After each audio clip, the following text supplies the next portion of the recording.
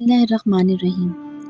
एक मोहल्ले की मस्जिद की तामीर और मरम्मत का काम शुरू हुआ तो मतलूबा रकम इकट्ठी होने में देर हो गई। कमेटी इंतज़ामिया ने इमाम साहब से कहा कि मोहल्ले की इस नुक्कड़ वाला बंदा है तो बड़ा ताजिर है, मगर अपने फस्को फजूर में इंतहा को पहुंचा हुआ है। अगर आप हमें हिम्मत है तो इससे बात कर लें, मुमकिन है कि कोई सूरत बन जाए। इमाम साहब ने हामी भर ली और एक दिन शाम को जाकर इसका दरवाज़ा खटखटाया। चंद लम्हे बाद ताजिर साहब अंदर से नमूदार हुए। इमाम साहब ने अपने आने की वजह बताई तो साहब खाना सटपटा गए और बोले कि एक तो तुम्हारे स्पीकरों के बार बार चलने से हमारा सुकून बर्बाद है, ऊपर से तुम मेरे घर तक आ पहुंचे हो, और दूसरे मोहल्लेदार मर गए हैं जो मुझसे चंदा लेने की ज़रूरत आ पहुंची।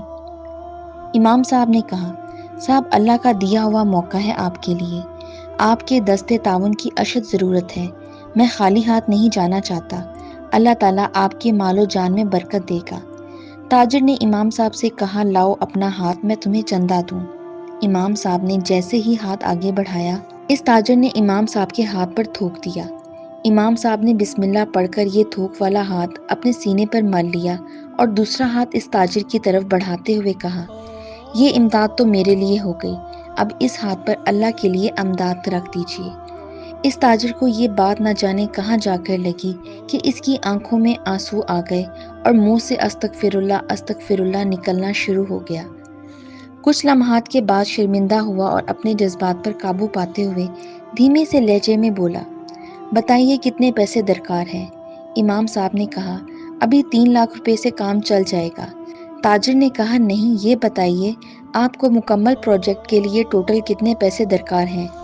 इमाम साहब ने कहा, हमें मुकम्मल तौर पे 8 लाख रुपए दरकार हैं। ताजिर साहब अंदर जाके 8 लाख रुपए का एक चेक बनाकर लाए और इमाम साहब को देते हुए कहा, आज से इस मस्जिद का जो भी खर्चा हो मुझसे ले लीजिएगा और आज से मस्जिद की तमाम जिम्मेदारी मेरी है। ये सुनकर इमाम साहब बहुत खुश हुए और दुआएं देते हुए वापस आ गए। सबक इस बात में ये है कि बात करने का अंदाज, सलीका, तमीज़ और अदब आ जाए तो बड़े से बड़ा मुतकब्बिर फासिक शख्स भी हदायत पा सकता है। मगर अफसोस हमारे कितने ही बेतुके और तंजिया जुमलों से लोग नमाज, कुरान और दीन से पीछे रह गए हैं। इस्लाम फैलाना है तो अच्छे इखलाक और मीठे बोल की रवायत डालनी होगी। अफसोस तोता मिर्च खाकर भी मीठी बोली बोलता है और इंसान मीठा खाकर भी कड़वे बोल बोलता है।